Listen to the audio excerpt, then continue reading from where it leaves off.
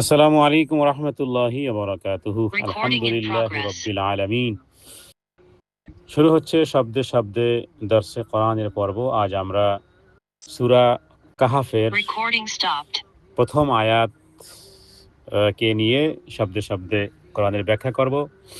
এর আগে আমরা জানব যে সূরা কাহাফের ফজিলত কি। সূরা কাহাফ হলো কোরআনুল কারীমের একটি অত্যন্ত গুরুত্বপূর্ণ সূরা। বিশুদ্ধ হাদিসে এর অনেক ফজিলত রয়েছে। প্রথমত সহিহ হাদিস অনুযায়ী রাসূলুল্লাহ সাল্লাল্লাহু আলাইহি ওয়াসাল্লাম তিনি বলেছেন, যেই ব্যক্তি জুমার দিনে সূরা কাহাফ তেলাওয়াত করবে তার জন্য এক জুমা থেকে আরেক জুমা পর্যন্ত আল্লাহ তাআলা তার জন্য আলোময় করে দিবেন। নূর নূর হবে, আলোময় হবে। তার মানে তার 7 ডেজ আল্লাহ তাআলার দৃষ্টিতে যেন নূর সৃষ্টি করে দিবেন, আলোময় করে দিবেন। এই আলো মানে কি? আলো মানে হেদায়াত, এই আলো মানে বরকত, এই আলো মানে আল্লাহ তাআলার বিশেষ রহমতের চাদর এসে আবৃত থাকবে। দ্বিতীয় বিষয় হলো রাসূলুল্লাহ সাল্লাল্লাহু আলাইহি ওয়াসাল্লাম বলেছেন যে সে দাজ্জালের ফিতনা থেকে হেফাজত থাকবে। যে ব্যক্তি সূরা কাহাফের প্রথম 10 আয়াত মুখস্থ করবে, তেলাওয়াত করবে, সে দাজ্জালের ফিতনা থেকে নিরাপদ থাকবে। হাদিস সহিহ মুসলিমের। কোন কোন বর্ণনাতে সূরা কাহাফের শেষ 10 আয়াতের কথা উল্লেখ করা আছে। এক সাহাবী তিনি রাতে সূরা কাহাফ তেলাওয়াত করতেছিলেন, তখন আকাশ থেকে মেঘের মতো সাদা মেঘ নেমে আসে। যখন সকালবেলা রাসূলুল্লাহ সাল্লাল্লাহু আলাইহি সাল্লামের কাছে তিনি ভয় পেয়ে গিয়েছিলেন, তার ঘোড়াটাও লাফাচ্ছিল। এরপর তিনি স্টপ করে দিলেন।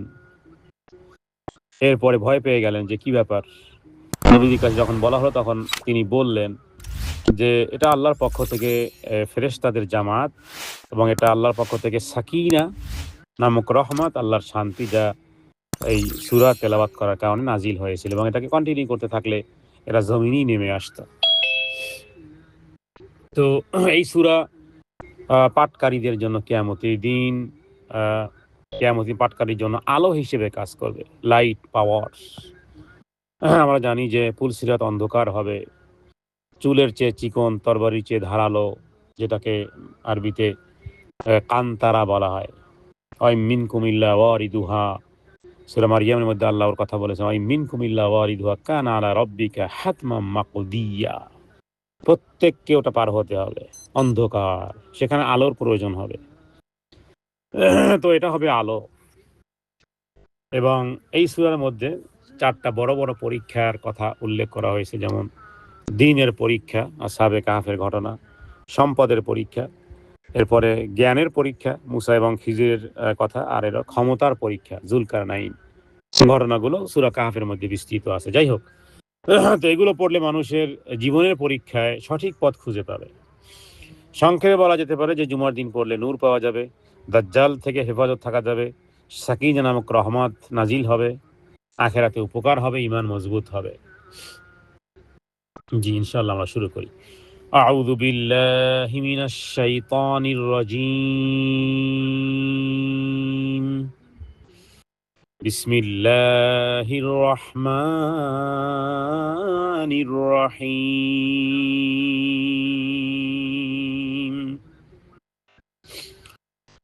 আলহামদুলিল্লাহিল্লাযী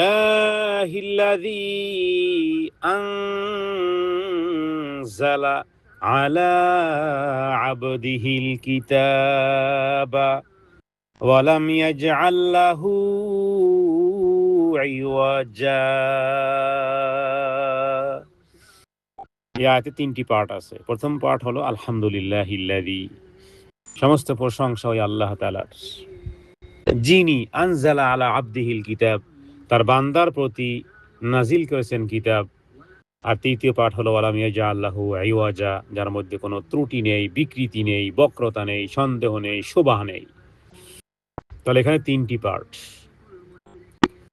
প্রথমত আলহামদুলিল্লাহ দিয়ে কোরআনুল কারীমে, কোরআনে প্রায় 23 বারের মতন এসেছে আলহামদুলিল্লাহ শব্দটি। প্রপারলি আলহামদুলিল্লাহ শব্দটি প্রায় 23 বার এসেছে। আর আলহামদুলিল্লাহ হলো শ্রেষ্ঠ দোয়া। রাসূলুল্লাহ সাল্লাল্লাহু আলাইহি ওয়াসাল্লাম বলেছেন, আফদালুদ দুআই আলহামদুলিল্লাহ, সর্বশ্রেষ্ঠ দোয়া আলহামদুলিল্লাহ। আলহামদুলিল্লাহ বলতে পারাটাও অনেক বড় নিয়ামত। সর্বদা সর্বদা সর্ব অবস্থাতে আলহামদুলিল্লাহ পাঠ করেন। নবীজি বলেছেন আলহামদুলিল্লাহি আলা কুল্লি হাল, পরিস্থিতি সিচুয়েশন যাই কিছু হোক না কেন, কঠিন থেকে কঠিন, সূক্ষ্ম থেকে সূক্ষ্ম, বৃহত্তম থেকে বৃহত্তম, চড়াই উতরাই, অনুকূল আর প্রতিকূল সিচুয়েশন যাই হোক না কেন, সর্বাবস্থা আলহামদুলিল্লাহ। তাহলে কোরআন কারিমে এই শব্দটি এসেছে 23 বার। আর আলহামদুলিল্লাহ দিয়ে সূরা শুরু হয়েছে প্রায় 5টি সূরা। প্রথম সূরা শুরু হয়েছে সূরা ফাতিহা আলহামদুলিল্লাহ দিয়ে, দ্বিতীয় সূরা শুরু হয়েছে সূরা আনআম আলহামদুলিল্লাহ দিয়ে, তৃতীয় সূরা হলো এই সূরা কাহাফ যেটা নাকি শুরু হয়েছে আলহামদুলিল্লাহ দিয়ে, চতুর্থ সূরা হলো সূরাতুস সাবা যা শুরু হয়েছে আলহামদুলিল্লাহ দিয়ে, এর পঞ্চম সূরা হলো সূরাতু ফাতির, শুরু হয়েছে আলহামদুলিল্লাহ দিয়ে। সূরা ফুরকানের শেষে আবার আলহামদুলিল্লাহ। জান্নাতীদের সর্বশেষ কথা হবে যখন জান্নাতে প্রবেশ করবে, তখন বলবে আলহামদুলিল্লাহ। আল্লাহ তাআলা যেন আমাদেরকে দুনিয়া থেকে শুরু করে আলহামদুলিল্লাহ জান্নাতুল ফেরদাউসে পদার্পণ করার মাধ্যমে যেন আবারও অ্যাগেইন আলহামদুলিল্লাহ বলার তৌফিক আল্লাহ তাআলা যেন আমাদেরকে দান করেন। তাহলে আমরা আল্লাহ সুবহানাহু ওয়া তাআলা, আল্লাহ আজ্জা ওয়া জাল্লা, আল্লাহ জাল্লা জালালুহু যা গতকালকে শিখিয়েছি যে আমরা আল্লাহ তাআলার নামকে শুধু আল্লাহ তাআলাই বলবো না, বরং চেষ্টা করব সম্মান সূচক করে আর সুন্দর করে ডাকার জন্য। প্রথমত বলবো আল্লাহ সুবহানাহু ওয়া তাআলা। দ্বিতীয়, যদি আমরা আল্লাহকে স্মরণ করতে চাই, তার নামকে সম্বোধন করতে চাই, তাহলে দ্বিতীয় সম্বোধন করব আল্লাহ আজ্জা ওয়া জাল্লা। তৃতীয় হলো আল্লাহ জাল্লা জালালুহু। কারণ সূরা আরাফের মধ্যে আল্লাহ বলেছেন তার সর্বোত্তম নাম সমূহ আছে, তাকে সুন্দর সুন্দর নাম দিয়ে তাকে ডাকো। আপনার নামকে যদি কেউ সুন্দর করে উচ্চারণ করে, আপনি তার প্রতি রিসপেক্ট হবেন, আপনি সম্মান করবেন তাকে, যে আপনাকে এত সুন্দর করে ডেকেছে। রাসূলুল্লাহ সাল্লাল্লাহু আলাইহি ওয়াসাল্লাম তার স্ত্রীদেরকে এইভাবে করে সুন্দর করে, যেমন হযরত আয়েশাকে কখনো কখনো নবীজি হুমায়রা বলে ডাকতেন, হ্যাঁ, যেন লাল সুন্দরী। তো সম্মানসূচক শব্দ কাউকে বলার মাধ্যমে মাইন্ড চেঞ্জ হয়ে যায়। আর আপনি একজনের নাম আছে যেটা, সেটাকে আপনি ব্যঙ্গ বিদ্রূপ করেন, তাহলে এটা এত বড় জঘন্যতম যে চিরশত্রু হয়ে যেতে পারে সে আপনার। এই জন্য সূরা হুজুরাতে আল্লাহ তাআলা বলেছেন, খবরদার এই নারী আর পুরুষেরা, খবরদার, ওয়ালা তানাবাযু বিল আলকাব বিসাল ইসমুল ফুসুক বাদাল ঈমান। খবরদার কারো নাম বিকৃতি করে ডাকবে না, কারো নাম বিকৃতি করে ডাকবে না, এবং এটা ঈমান ধ্বংসের মতন একটা কর্মকাণ্ড। তো নামের ব্যাপারে খুব সাবধানতা অবলম্বন করবেন। আপনি যদি কাউকে, নাম আছে আব্দুল মালিক, আপনি বলেন মালিক কিয়া, নাম আব্দুর রাজ্জাক, আপনি এই রাজ্জাক কিয়া, নাউজুবিল্লাহ মিন যালিক, আপনি ঈমান বিধ্বংসী, আপনার ঈমান বিধ্বংসী কর্মকাণ্ডে আঘাত লেগেছে, ঈমান নষ্ট হয়ে যেতে পারে। এটা এমন বড়, এটার এফেক্ট এত বেশি খারাপ। কারণ আল্লাহ তাআলা ওখানে ওই বিষয়টি সূরা হুজুরাতের মধ্যে আল্লাহ ওই বিষয়টি বলেছেন, বিসাল ইসমুল ফুসুক বাদাল ঈমান, ঈমান ধ্বংস হয়ে যাওয়ার মতন এই কর্মকাণ্ডগুলো। জি আলহামদুলিল্লাহ। তাহলে আমরা এই বিষয়টি সতর্ক থাকবো, আমরা কাউকে নাম বিকৃতি করে ব্যঙ্গ বিদ্রূপ করে যেন আমরা কখনো না বলি, ইনশাআল্লাহ। এবার আসি তাহলে আমরা সূরা কাহাফের প্রথম আয়াতের বিষয়। আলহামদুলিল্লাহ মানে সমস্ত প্রশংসা, লিল্লাহি আল্লাহর জন্য, আল্লাযী যিনি, আনজালা নাজিল করেছেন, আলা উপরে, আবদিহিল কিতাব তার বান্দার উপরে, তার বান্দাকে মুহাম্মদ সাল্লাল্লাহু আলাইহি ওয়াসাল্লাম আল্লাহ তাআলা নাজিল করেছে। তাহলে মুহাম্মদ সাল্লাল্লাহু আলাইহি ওয়াসাল্লামের শ্রেষ্ঠ পরিচয়, তিনি আল্লাহর গোলাম দাস। আল্লাহর গোলামকে মুহাম্মদ সাল্লাল্লাহু আলাইহি ওয়াসাল্লাম। দলিল এই যে একটা দলিল আরো আছে কোরআনুল কারীমে, সূরা বনী ইসরাঈল থেকেও দলিল দেওয়া যাবে। এই প্রথম আয়াতটা দলিল দিলাম। সূরা বনী ইসরাঈলের প্রথম আয়াতও দলিল। সূরা কাহাফের প্রথম দলিল হলো যে মুহাম্মদ সাল্লাল্লাহু আলাইহি ওয়াসাল্লাম কে যদি প্রশ্ন করা হয়, তাহলে আপনি বলবেন যে তিনি আল্লাহ তাআলার গোলাম। আব্দুন শব্দের অর্থ হলো গোলাম। গুগলে সার্চ করে দেখবেন যে অর্থ ঠিক আছে কিনা। আব্দুন মানে গোলাম, মুহাম্মদ সাল্লাল্লাহু আলাইহি ওয়াসাল্লাম আল্লাহর গোলাম। দুঃখের বিষয় হলো আমাদের দেশের মানুষ নাম রাখে গোলাম নবী, নবীর গোলাম নাম রাখা শিরকি নাম, গোলাম রাসূল নাম রাখা শিরকি নাম। আলে তোমার রসুলই তো আল্লাহর গোলাম, তুমি আবার নবীর গোলাম হয়ে গেলা। নবীর তো গোলাম হয় না, নবীর অনুসরণকারী আমরা, নবীর গোলাম নয়, আমরা গোলাম আল্লাহর। মুহাম্মদ সাল্লাল্লাহু আলাইহি ওয়াসাল্লাম যার গোলাম, আমিও তার গোলাম, আমার বাবাও তার গোলাম, আমার মাও তার গোলাম, সবাই, সমস্ত নারী আর পুরুষেরা, ইমানদার নারী আর পুরুষেরা আল্লাহর গোলাম, নবীর গোলাম নয়। সুতরাং কিভাবে গোলাম রাসূল নাম রাখো, কিভাবে গোলাম নবীর নাম রাখো? মুহাম্মদ সাল্লাল্লাহু আলাইহি ওয়াসাল্লাম এখানে স্পষ্ট করে আনজালা আলা আবদিহিল কিতাব, আবদিহি মানে তার বান্দা, তার গোলাম, যার উপরে কোরআন নাজিল করেছেন, তিনি কে? তিনি আল্লাহর গোলাম, আমরাও আল্লাহর গোলাম। মুহাম্মদ সাল্লাল্লাহু আলাইহি ওয়াসাল্লাম আল্লাহর গোলাম। আমরা কোনো নবীর গোলাম নয়, বরং নবীর অনুসরণকারী আমরা। ওয়ালাম ইয়াজআল লাহু ওয়ালাম, এবং যিনি রাখেননি ইয়াজআল লাহু, কোন এর মধ্যে স্থাপন করেননি, ইয়াজআল বানানো, স্থাপন করা, লাহু এই কোরআনের মধ্যে ইওয়াজান মানে কোনো বক্রতা, কোনো ত্রুটি, কোনো বিচ্যুতি, কোনো ডাউট, কোনো সন্দেহ ইত্যাদি আল্লাহ তাআলা রাখেননি। তাহলে এই আয়াতের মধ্যে পার্ট হলো যে আলহামদুলিল্লাহ মানে কি, সমস্ত প্রশংসা আল্লাহ তাআলার। এই আয়াত শুরু হয়েছে আল্লাহ তাআলার প্রশংসা দিয়ে, কারণ সবচেয়ে বড় নিয়ামত হলো হেদায়াত, সঠিক পথ। কোরআন সেই পথ দেখায়। আর তাই আল্লাহ তাআলা নিজেই শিখাচ্ছেন যে দেখো, সবকিছুর আগে তোমার রবের প্রশংসা আদায় করো, বলো আলহামদুলিল্লাহ। দ্বিতীয়, আনজালা আলা আবদিহিল কিতাব, বান্দার উপরে কিতাব নাজিল করেছে। বান্দা বলতে মুহাম্মদ সাল্লাল্লাহু আলাইহি ওয়াসাল্লামকে বোঝানো হয়েছে। আল্লাহ রাসূল সাল্লাল্লাহু আলাইহি ওয়াসাল্লামকে রাসূল বা নবী না বলে আল্লাহ তাআলা এখানে বান্দা বলেছে। এটা আরো মহব্বতের। আমাদের নবীকে সাল্লাল্লাহু আলাইহি ওয়াসাল্লামকে রাসূল হিসেবে কোথাও উল্লেখ করেছে, কোথায় ইয়া আইয়ুহান নবী, ইয়া আইয়ুহার রাসূল, এগুলো তো আছে, কিন্তু এখানে আরো ভালোবাসা, আল্লাহ তাআলা তার নবীকে বান্দা হিসেবে উল্লেখ করেছেন। তার মানে এখানে বোঝানো হয়েছে যে মানুষের সর্বোচ্চ এট দ্য টপ লেভেলের মর্যাদা হলো আল্লাহর বান্দা হওয়া, আল্লাহর গোলাম হওয়া। হ্যাঁ, যদি বলা হয় যে উনি কে, আমি তার গোলাম, তার মানে তার সাথে আপনার সবচেয়ে কাছের সম্পর্ক, মানে আপনি তার অনুযায়ী কাজ করবেন। এক বাড়ির গোলামকে আরেক বাড়ির মালিকের কাজ করে, এক বাড়ির কাজের বুয়া যদি আরেক বাড়ির কাজ করে আর বেতন দেয় মালিক, তাহলে চাকরি থাকবে? যে বেতন নাও আমার, আর ওই বাড়ির গাড়ি সাফ করো, ঝাড়ু দাও। হ্যাঁ, গোলাম। তাহলে রাসূলুল্লাহ সাল্লাল্লাহু আলাইহি ওয়াসাল্লামকে আল্লাহ তাআলা এখানে গোলাম বলেছেন, বান্দা বলেছেন। মানুষের সর্বোচ্চ মর্যাদা যে আল্লাহর বান্দা হওয়া। আমাদের সর্বোচ্চ এট দ্য টপ লেভেলের মর্তবা কি, যে আমার খালেক যিনি আমাকে সৃষ্টি করেছেন, তিনি যদি আমাকে বান্দা হিসেবে গ্রহণ করেন। নাম্বার 3, ওয়ালাম ইয়াজআল লাহু ইওয়াজা, কোরআনুল কারীমে কোনো ভুল নেই। কোরআনে কোনো ভুল নেই, কোনো বক্রতা নেই, কোনো বিরোধ নেই, অস্পষ্টতা নেই। কোরআন মানুষকে সঠিক পথে পরিচালিত করে। কোরআন সবচেয়ে বড় নিয়ামত, এজন্য আল্লাহর প্রশংসা করা জরুরি। আল্লাহর বান্দা হওয়া সবচেয়ে বড় সম্মানের, সেজন্য প্রশংসা করা জরুরি। কোরআন যে নির্ভুল পরিপূর্ণ জীবন ব্যবস্থা, হেদায়েত চাইলে কোরআনের দিকে ফিরতে হবে। এই কোরআন আমাদের সামনে আছে, প্রশংসা করা উচিত। তাহলে আল্লাহ তাআলা এই আয়াতের মধ্যে 3টি বড় সত্য শিখিয়েছেন। 1, আল্লাহ তাআলার প্রশংসা আদায় করো। 2, কোরআন আল্লাহর পক্ষ থেকে নাজিলকৃত কিতাব, যা মুহাম্মদ সাল্লাল্লাহু আলাইহি ওয়াসাল্লামের নাজিল হয়েছে। 3, কোরআনে কোনো ভুল নেই। কোরআনুল কারীম এটা হলো সোজা পথ। যারা ভুল ধরতে আসবে এরা নিজেরাই কোরআনের অনুসরণকারী হয়ে যাবে। তাহলে কোরআন সবচেয়ে বড় নিয়ামত। আল্লাহ তাআলা আমাদেরকে অনেক নিয়ামত দিয়েছেন। কাউকে ধন দিয়েছেন, কাউকে স্বাস্থ্য দিয়েছেন, কাউকে পরিবার দিয়েছেন, কাউকে চেহারা দিয়েছেন, কাউকে টাকা পয়সা দিয়েছেন। But today tomorrow everything finish হবে। কিন্তু সবচেয়ে বড় নিয়ামত কি? সবচেয়ে বড় নিয়ামত হলো হেদায়েত, যা নাকি নবীদের চাচা পায়নি। নবীদের চাচা ক্ষমতা পেয়েছিল, শারীরিক সুস্থতা পেয়েছিল, চেহারা পেয়েছিল, ফিটনেস পেয়েছিল, সবকিছু পেয়েছিল। মক্কার সর্দার ছিল, কাবা ঘরের চাবি, কাবা ঘরের দায়িত্ব, মক্কার সর্দার সবকিছু পেয়েছিল, বংশ পেয়েছিল, হাশেম, আরবি হাশেমি। কিন্তু চাচা হেদায়েত পায়নি, কিচ্ছু পায়নি। জাহান্নামে আছে, এবং সর্বনিম্ন শাস্তি তার, সেটা হলো একটা পাদুকা দেওয়া হয়েছে তাকে। জাহান্নামের এক পাদুকায়, এক স্যান্ডেলে তার মাথা ঘিরু টকবক করে ফুটতেছে, এবং তিনি মনে করতেছেন যে সবচেয়ে বড় জাহান্নাম, সবচেয়ে বড় শাস্তি মনে হয় তিনি পাচ্ছেন।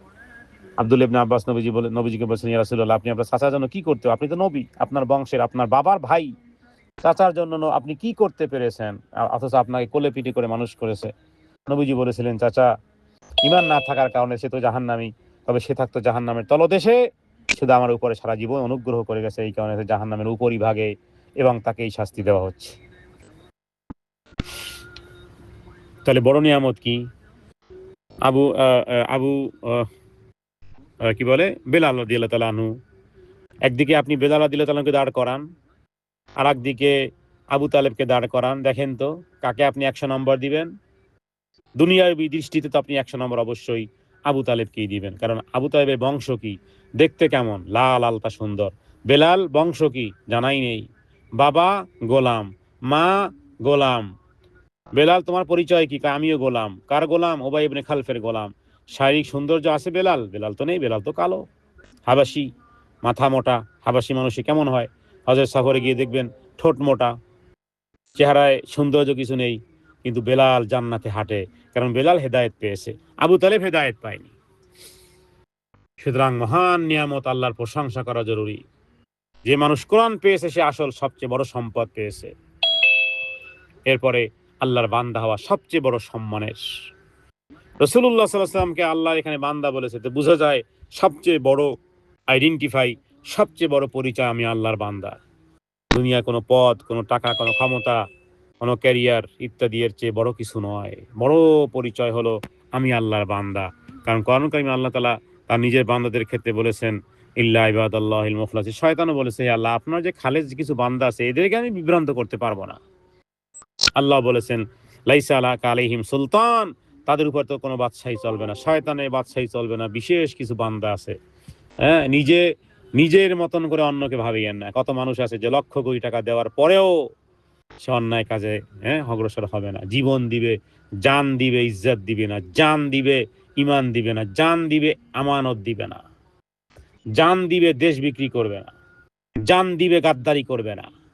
পৃথিবীতে সবাই একরকমের নয়, আছে কিছু ব্যক্তি, তারা হলো কারা? এরা কারা? এরা হলো আল্লাহর বান্দা, খাস বান্দা। আপনি আমি আমরাও দাবি করি, বাট এটা দাবির সাথে ইকরার বিল লিসানের সাথে আমল বিল আরকান মিল নেই। মুখে বলে একটা, করে আর একটা, এরকমের। কিন্তু আল্লাহ তাআলা বিশেষ কিছু স্পেশাল বান্দা আছে। সুতরাং আমরা অনেক পরিচয় নিয়ে গর্ব করি, কিন্তু আল্লাহর কাছে সবচেয়ে সম্মানিত পরিচয় হলো বান্দা হওয়া। তৃতীয় হলো ওয়ালাম ইয়াজআল্লাহু ইওয়াজা, কোরআনে ভুল নেই, কোনো বিরোধ নেই। জীবনের সমস্ত সমস্যার সমাধান কোরআনে আছে মূলনীতির মাধ্যমে। সুতরাং হেদায়েত চাইলে কোরআনের দিকে আসতে হবে। মানুষ পথ হারায় কেন বলেন তো? মানুষ ডিপ্রেশনে খুব সিরিয়াস হয় কেন? শয়তান তাকে নিয়ে বহু খেলা শুরু করে। এটা কোরআনুল কারীম শুধু তেলাওয়াত করলে হয় না, এটা কোরআনুল কারীমের মধ্যে ডুবে যেতে হয়। খুব বেশি কষ্ট লেগেছে, পৃথিবীর সমস্ত মানুষ, কাছের মানুষ বিট্রে করেছে, কোরআনুল কারীমের তর্জমা খুলে পড়েন, এমনি পড়লে হবে না। কোরআনুল কারীমের অর্থ বুঝে যখন পড়বেন তখন বুঝবেন যে আপনি তো এর সাথে আপনার কথাগুলোই বলা হচ্ছে। হেদায়েত চাইলে কোরআনুল কারীমের কাছে আসতে হবে। মানুষ পথ হারায় কেন? কারণ মানুষ সে কোরআন বুঝে পড়ে না, কোরআন থেকে দূরে সরে যায়। যে কোরআনের কাছে আসে, কোরআন বুঝে পড়ার চেষ্টা করে, তার চোখ দিয়ে পানি ঠিক হয়ে পড়ে, কিন্তু হৃদয় তৃপ্তি পায়, তার জীবন ঠিকঠাক হয়, তার সিদ্ধান্ত ঠিক হয়, তার আখেরাত সুন্দর হয়। কোরআন শুধু পড়ার জন্য নয়, কোরআন বুঝে পড়ার জন্য, কোরআন মেনে নেওয়ার জন্য, আমল করার জন্য। তাহলে আল্লাহ তাআলা আমাদেরকে শিখাচ্ছেন যে কোরআন সবচেয়ে তোমার বড় শ্রেষ্ঠ উপহার, বড় গিফট তোমার জন্য জীবনে, মৃত্যুর পরে আর লাভ নেই। বড় উপকার, বড় উপহার কি? কোরআন। বড় সম্মান কি? বান্দা হওয়া। এই আয়াত থেকে তিনটা জিনিস বের করা। আমাদের জীবনে বড় উপহার কি? উত্তর হলো কোরআনুল কারীম। এই জীবনে সবচেয়ে বড় সম্মান কি? বলতে হবে আল্লাহর একনিষ্ঠ বান্দা হওয়া বড় সম্মানের। ৩, কোরআন এক নির্ভুল গাইড। হেদায়েত পেতে হলে কোথায় যেতে হবে? কোরআনের কাছে আসতে হবে। তো কোরআন থেকে দূরে সরে গেলে কি হয়? কোরআন হলো হেদায়েতের উৎস, যেহেতু যখন মানুষ এটা পড়া, বুঝা, মানা ছেড়ে দেয়, তখন সে নিজের ইচ্ছে আর সমাজের প্রভাব অনুযায়ী কান কথায় তাকে খুব ধরে। তখন কান কথায় অমুকে, এটা সোসাইটি তো কান কথা দেয়, অমুকে বলে আপা এটা হলো আপনার, ওইটা হলো এটা তো বিভিন্ন রকমের প্যারা, মানসিক প্যারা কারা দেয়? সমাজ দেয়, সোসাইটি দেয়, আত্মীয় স্বজন দেয়, হ্যাঁ, ডানের লোক দেয়, বামের লোক দেয়। সব প্যারাকে উত্তীর্ণ হওয়া যায়। সমাজের সমস্ত প্যারা, সোসাইটির সমস্ত সমাজের প্রভাব এর কারণে মানুষকে ভুল পথে যাওয়া শুরু করে। দ্বিতীয় হলো নিজের ইচ্ছা, নফসে অনুসরণ করে মানুষ। যখন সত্যের বদলে নিজের চাওয়া পাওয়াকে অগ্রাধিকার দেয়, তখন সে ধীরে ধীরে সত্য থেকে ফিরে যায়। আর এই দুইটা কাজ করতে পারলে শয়তান তাকে হাতের ফুটবল বানায়। শয়তান সরাসরি কখনো গুনাহে ঠেলে দেয় না, ছোট্ট ছোট্ট ভুলকে সুন্দর করে দেখায়, পরে সেটাই একটা বড় ভুলে পরিণত হয়। মানুষ যখন আল্লাহকে স্মরণ করে না, তখন তার হৃদয় কঠিন হয়ে যায়। তখন ভালো মন্দের পার্থক্য একসময় বুঝতে কষ্ট হয়ে যায়, মনে করে যে না, ওটাই ভালো। আর হলো খারাপ পরিবেশের সঙ্গ। মানুষ যখন তার আশপাশে মানুষদের দ্বারা অনেক প্রভাবিত হয়, খারাপ সঙ্গ ধীরে ধীরে ধীরে ধীরে মানুষকে ভুল পথে নিয়ে যায়। তাহলে মূল কথা হলো যে সঙ্গী বানান কাকে, সাথী বানান কাকে? কোরআনকে বানান। কোরআন ছেড়ে দিলেই অন্ধকারে পড়ে যাবেন। কোরআনের দিকে ফিরে আসলে আবার সোজা পথে আসা সম্ভব। মানুষ কখনো একদিনে পথ হারায় না, ধীরে ধীরে কোরআন থেকে দূরে যায়, তারপর নামাজে ঢিল দেয়, তারপরে গুনাহকে স্বাভাবিক মনে করে, এভাবেই আস্তে আস্তে করে পথ হারিয়ে যায়। সুতরাং কোরআনুল কারীমের সাথে সম্পর্ক ঠিক রাখুন, ঠিকমতো সালাত আদায় করুন, আল্লাহকে বেশি বেশি করে স্মরণ করুন, ভালো সঙ্গী বেছে নেন। অনলাইনে ভালো সঙ্গী আছে, অনলাইনে খারাপ সঙ্গীও আছে, ভালো সঙ্গীও আছে, ভালো পেজও আছে, খারাপ পেজও আছে। ইউটিউবে ভালো লিঙ্কও আছে, খারাপ লিঙ্কও আছে। ফেসবুকে ভালো বন্ধুও আছে, খারাপ বন্ধুও আছে। এক খারাপ বন্ধুতে পা দিবেন, ১০ খারাপ বন্ধুর দিকে টেনে হেঁচড়ে নিয়ে যাবে। আপনি বলবেন যে, "না একটু যাই তারপরে ফেরত আসবে।" কে বলেছে? স্রোতের মধ্যে কয়জন টিকতে পারে? এক স্রোতের ধাক্কায় আপনাকে ওই বঙ্গোপসাগরে নিয়ে যাবে, ঠিকও পাবেন না। সুতরাং গুনাহকে যারা ছোট মনে করে এরা বড় ভুল। মনে করে একটু দেখি, হ্যাঁ, দেখা হবে, এরপরে কথা হবে, এরপরে আস্তে, আস্তে, আস্তে, আস্তে কোথায় যে যাবে মুসলিম মেয়েরা। কারণ গুনাহ মানুষকে অন্ধ করে দেয়। আল্লাহর কাছে দোয়া করি, হে আল্লাহ, আপনি আমাদের কোরআনুল কারীমের মাধ্যমে আপনি আমাদেরকে হেদায়েত দান করেন। হাদা মিনাল ইলমু ইনদাল্লাহ। আল্লাহু আ'লাম বিস-সাওয়াব। সাল্লাল্লাহু আলা সাইয়্যিদিনা মুহাম্মাদিন নবিয়্যিল উম্মি ওয়া আলিহি ওয়া সাল্লিম। আসসালামু আলাইকুম ওয়া রাহমাতুল্লাহি ওয়া বারাকাতুহু।